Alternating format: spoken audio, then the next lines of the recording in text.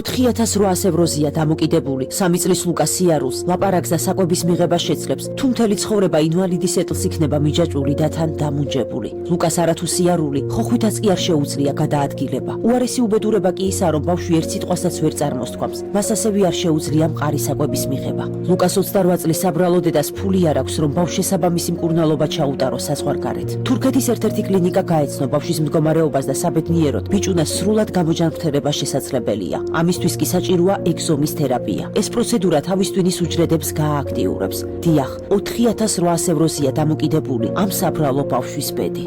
ლუკას დაიკო 5 წლის თეკლამ. ჩერნოვეცკის ფონდის კორესპონდენტს კითხა: "ნუ თუმე ჩემს ზამიკოს არ უყვარვარ და ამიტომ არ მელაპარაკება?" და თვალები აუცრემლიან და ღმერთო, როგორი გულსატკენი იყო 5 წლის ბავშვისგან ამ სიტყვების მოსმენა. ჩემი ზამიკო ძალიან მიყვარს.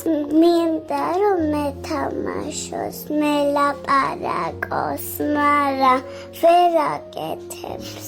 აი ასეთი გონიერი გამომეტყველებით უყურებდა ლუკა მის სახლში მისულ ფონდის კორესპონდენტს. ბიჭუნა თითქოს მიხვდა, რომ უცხოდეი და მის დასახმარებლად იყო მისული, რათა სრულიად საქართველოს გააგებინოს მისი ამბავი. ნუ თუ შეიძლება რომ ბავშვს, რომელიც თვალებით გვევედრება შველას, დახმარების ხელი არ გავუწოდოთ. მისი ბედი ახლა მხოლოდ თქვენს ხელშია, ღვთისმიერო ადამიანებო. აღდგომის დღესასწაული ახლოვდება. რით გადავუხდით მადლობას იესოს, რომ ჩვენი ცოდვებისთვის ეწამა, რით და მხოლოდ კეთილი საქმეებით. ლუკას გამოჯანმრთელება 4,800 ევრო ღირს. ჭუჭყიან ქაღალდს არ შევწიროთ, ბავშვის ბრიალა თვალები.